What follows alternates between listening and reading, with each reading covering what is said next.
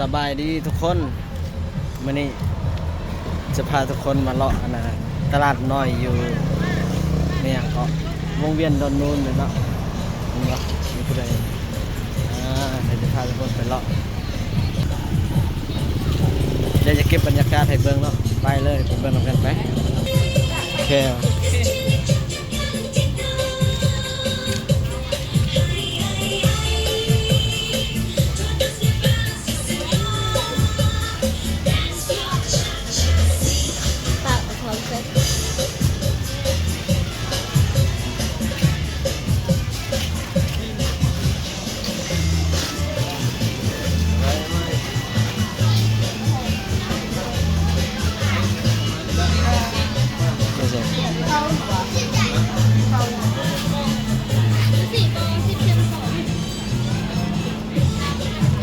อาจจะอ่าน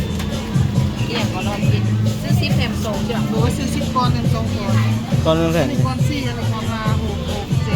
8 9 10เอา10ก้อนแถม2ก้อน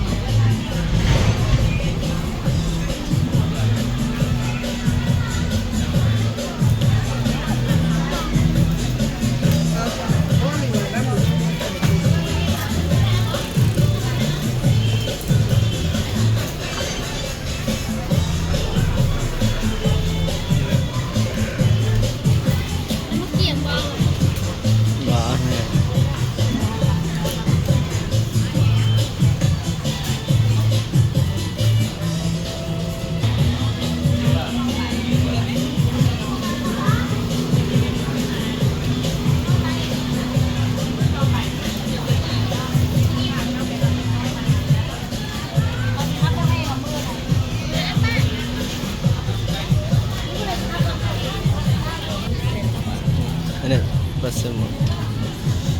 นี่ยำเขาใครยังไงใครยังไงเขาทำพันแพงเลยบอกอันนี้ขายจังดัดกล่องนึงเนี่ยก็กล่องนึง40มันจะได้จักคนยาละบ่นะเอา3อย่างขาวแล้วอยู่อันนี้แม่ปีเราไปโอ้